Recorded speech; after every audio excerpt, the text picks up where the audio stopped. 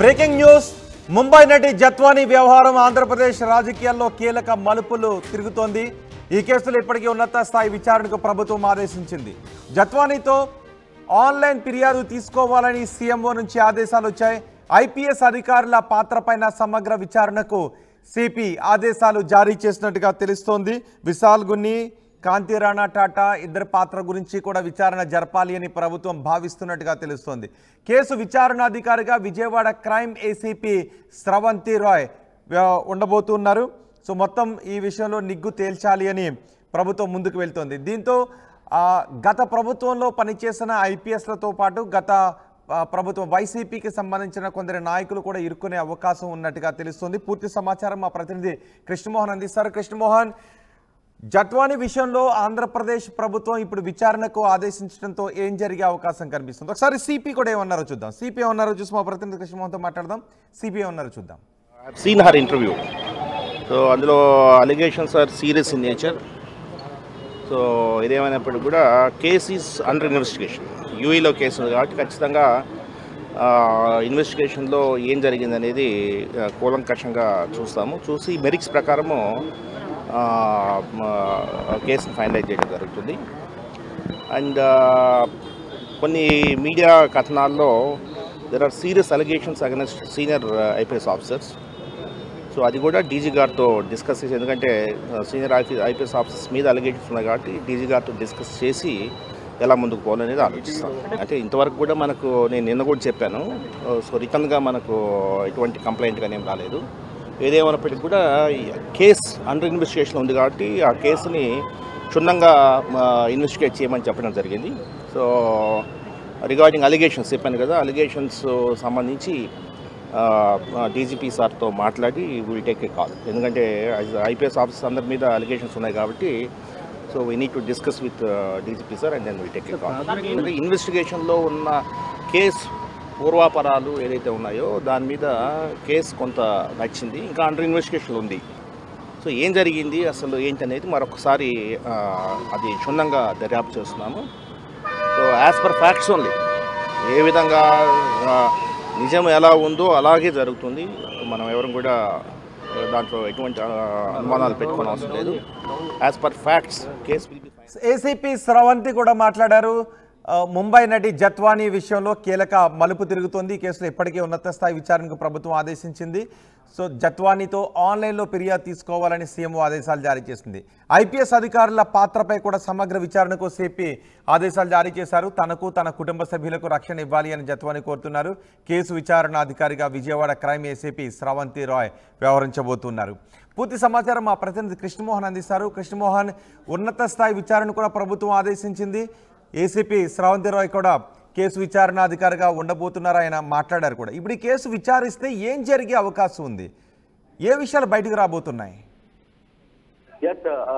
Rohit, basic గా ఈ కేసుకు సంబంధించి 2 రోజుల క్రితమే ఆర్టీవీ ఎక్స్క్లూజివ్ గా ఈ స్టోరీని పబ్లిక్ ముందు ఉంచే ప్రయత్నం అయితే చేసింది. కాదంబరి జత్వానీ, ఈ బాంబేకి సంబంధించిన ఈ లేడీ ఎవరైతే ఉన్నారో ఆమె సినీ నటి కూడా, అంటే పూర్తి స్థాయిలో సినీ నటి కాదు కానీ బట్ మోడల్స్, తర్వాత టీవీ యాంకర్స్ గా పనిచేస్తున్న దీంట్లో ఎవరైతే దుర్గాప్రసాద్ ఉన్నాడో, కుక్కల నాగేశ్వరరావు వైసీపీ నేత కుమారుడు దుర్గాప్రసాద్ కు సంబంధించి వ్యవహారంలో ఈ కేసు పూర్తిగా కూడా నడుస్తూ ఉంది. అయితే ఇప్పుడు ఈ కేసులో చాలా కీలకమైన విషయాలన్నీ కూడా బయటపడుతున్నాయి. ఈ కేసుకు సంబంధించి సిపితో మొదట ఆర్టీవీతో ఆయన మాట్లాడుతూ ఈ కేసు నుంచి బాధితురాలు ఎవరు మాకు ఇప్పుడు దాకా ఎవరు స్పందించలేదు, స్పందించిన తర్వాత ఈ కేసు విషయంలో పూర్తి స్థాయిలో విచారణ చేస్తామని 2 రోజుల క్రితమే ఆర్టీవీతో మాట్లాడుతూ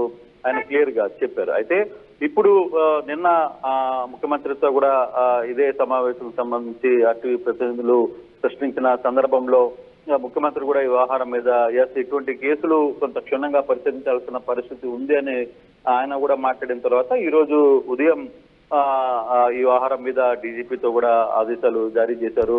ఖచ్చితంగా ఈ కేసుని సీరియస్ గా తీసుకోండి, బాధితురాలతో అవసరమైతే ముంబై వెళ్ళి మాట్లాడతారా, లేకపోతే వాళ్ళతో ఎలా కాంటాక్ట్ లోకి వెళ్ళండి అని ఒక సందర్భంలో కూడా ఆయన మాట్లాడిన సందర్భంలో పూర్తి స్థాయిలో ఆమె కొంత సమాచారాన్ని కొంత పోలీసులకి ఇచ్చిన ప్రక్రియలో ఏసీపీగా ఉన్న క్రైమ్ బ్రాంచ్ ఏసీపీగా ఉన్న స్రవంతి రాయ్ని ప్రత్యేక దర్యాప్తు అధికారిగా నియమించారు.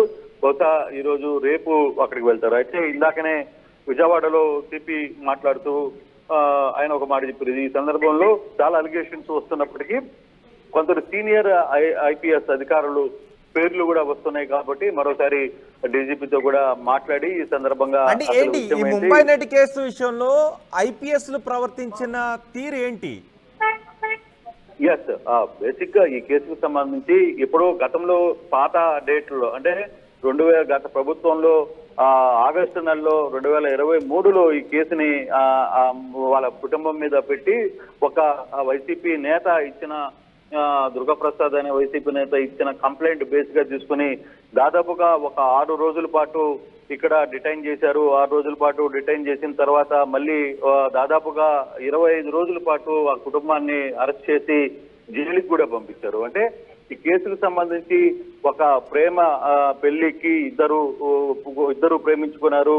తర్వాత ప్రేమ వ్యవహారంకి వైసీపీ నేత ఒప్పుకోకపోవడంతో బలవంతంగా కేసుని కట్టించిన పరిస్థితి అయితే ఉంది. దీని వెనకాల అలాగే ముంబైలో కూడా ఒక కేసు ఉంది. ముంబైకి ఉన్న కేసుకు సంబంధించి కూడా కొంత డీటెయిల్ అయితే ఉంది. అది 2023లో సచిన్ జిందాల్ మీద ఈ జత్వాని ఒక కంప్లైంట్ ఇచ్చింది. కానీ అప్పుడు ఆ కేసు కంప్లైంట్ తీసుకోకపోవడంతో కోర్టును ఆశ్రయించి ఆ కోర్టు ద్వారా 2023లో ఆ కేసును కట్టించారు. అయితే పోలీసులు వ్యవహరించిన తీరులో ఈ అమ్మాయిని డిటైన్ చేయడమే కాకుండా పూర్తిగా పోలీస్ స్టేషన్ పరిధిలో దాదాపుగా బలవంతంగా అక్కడి నుంచి కిడ్నాప్ చేసి తీసుకుని వచ్చారు అనేది వాళ్ళ కుటుంబ సభ్యులు చేస్తున్న ఆరోపణలు.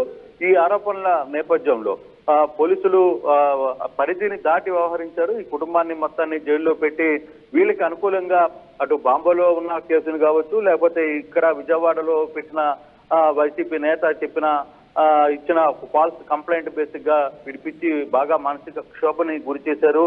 తన కుటుంబ సభ్యులందరినీ కూడా వేధించి ప్రక్రియ చేసి వైట్ పేపర్ల మీద సంతకాలు పెట్టించారు అనేది పెద్ద ఎత్తున ఈ కేసుకు సంబంధించి వ్యవహారాలు అయితే నడుస్తున్న పరిస్థితి. సో ఈ నేపథ్యంలో ఇప్పుడు అసలుకి వీళ్ళిద్దరికీ ఎలా పరిచయం ఏర్పడింది, తర్వాత విజయవాడ హైదరాబాద్ లో ఉంటున్న దుర్గాప్రసాద్కి కావచ్చు, కుక్కల దుర్గాప్రసాద్కి కావచ్చు, అలాగే జత్వలానికి ఏ విధంగా వీళ్ళిద్దరి మధ్య ఈ వ్యవహారం నడిచింది, ఎలా పరిచయం అయింది, మరోవైపు బాంబేలో ఈ కేసుకు ఉన్న సంబంధం ఏంటి, ఈ వ్యవహారాలన్నీ కూడా కొంత బయటికి రావాల్సిన పరిస్థితి అయితే ఉంది. అందుకే సిపి చెప్పారు ఈ కేసుకు సంబంధించి కొంత కులక్షణంగా వ్యవహరించాల్సిన పరిస్థితి అయితే ఉంది. కొంత లోతైన దర్యాప్తు కూడా చెప్పాలి. నిన్న చంద్రబాబు కూడా వ్యవహారం మీద ఇది కొంత లోతుగా వ్యవహరించాల్సిన పరిస్థితి లాగా మాకు అందుతోంది. కాబట్టి పూర్తి స్థాయిలో విచారణ జరుపుతామని చెప్పి త్వరగా ఆయన చెప్పిన నేపథ్యంలో ఈ రోజు పోలీసులు స్రవంతి రాయ్ని వ్యవహారం మీద ఈ కేసుకు సంబంధించి పూర్తి స్థాయిలో కూడా కథ నడుపుతున్నారు. సో బహుశా బాంబే వెళ్తారా, లేదు వాళ్ళని ఇక్కడికి పిలిపిస్తారా అనే ఒక చర్చ కూడా జరుగుతోంది. సో ఎట్లా వ్యవహారాన్ని నడపాలి, ఏ విధంగా ఈ వ్యవహారంలో ఎవరు ముందుకు వెళ్తారు అనే పరిస్థితి. మరోవైపు బాధితురాలు ఎటువంటి కంప్లైంట్ ఇస్తుంది, ఇక్కడ పోలీసులు వ్యవహరించిన తీరు, ఇందులో ఇద్దరు సీనియర్ ఐఏఎస్లు ఉన్నారు. ఒకరు విశాల్ కొన్ని, రెండవది కాంతిరాణి టాటా.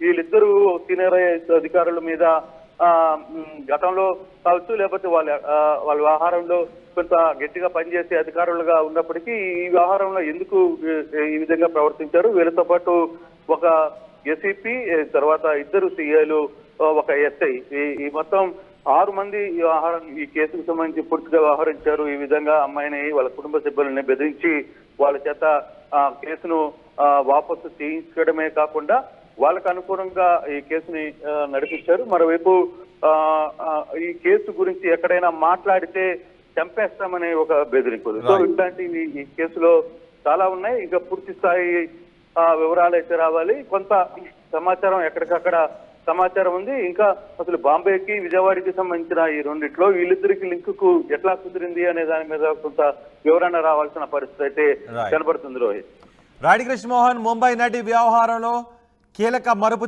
తిరుగుతోంది. ఆంధ్రప్రదేశ్ రాజకీయాల్లో ముంబై నటి వ్యవహారం పెద్ద ఎత్తున చర్చనీయాంశంగా మారింది. ఈ కేసులో ఇప్పటికే ప్రభుత్వం ఉన్నత స్థాయి విచారణకు ఆదేశించింది. సినీ నటితో ఆన్లైన్లో ఫిర్యాదు తీసుకోవాలి అని సీఎంఓ నుంచి ఆదేశాలు వచ్చినట్టుగా కూడా తెలుస్తోంది. ఐపీఎస్ అధికారుల పాత్రపై కూడా సమగ్ర విచారణకు సిపి ఆదేశాలు జారీ చేశారు. తనకు తన కుటుంబ సభ్యులకు రక్షణ ఇవ్వాలి అని ముంబై నటి కోరుతున్నారు. కేసు విచారణాధికారిగా విజయవాడ క్రైమ్ ఏసీపీ స్రవంతి రాయ్ని నియమించారు. ఈ విషయం గురించి డీజీపీ కూడా మాట్లాడారు. డీజీపీ ఏం మాట్లాడారు చూద్దాం. సజ్జన్ జిందాల్ నటి రేప్ కేసు పెట్టింది ముంబై. ఆ కేసు వ్యవహారంలో ఏపీలో ఐపీఎస్ అధికారులే రాజీ కుదిర్చేందుకు అక్రమ అరెస్టులు చేశారు. అక్రమంగా రాజీ కుదిర్చేందుకు ప్రీప్లాంట్గా చేశారు. గత ప్రభుత్వంలో బాస్ ఉన్నత ఆదేశాల మేరకే చేశారంటారు. అది మీ దృష్టికి వచ్చిందా? నేను కూడా సజ్జాన్ పేపర్లో చూశాను, విన్నాను, అంతా తెలుసుకున్నాను. సిపి విజయవాడతో మాట్లాడాను. సో దాని గురించి ఉన్నటువంటి విషయం ప్రకారం దర్యాప్తు సరిగా జరిగిందా జరగలేదా, ఏం తప్పు జరిగింది అనేది ఖచ్చితంగా ఎంక్వైరీ చేయడం జరుగుతుంది. సో దాంట్లో ఎవరు తప్పు ఉన్నట్లయితే ఖచ్చితంగా యాక్షన్ తీసుకోవడం కూడా జరుగుతుంది. ఏదైనా కానీ నేను ఏదో చెప్తున్నాను, తప్పు ఏదైనా జరిగితే అది ఫలానా వాళ్ళు చేశారా, ఎక్స్ చేశారా, వై చేశారా, వాళ్ళు చెప్తే చేశారా, వీళ్ళతో చెప్తే చేశారా కాకుండా ఏదైనా తప్పుగా చూడాలి. మనం తప్పుగా చూసి యాక్షన్ తీసుకోవాల్సి ఉంటుంది.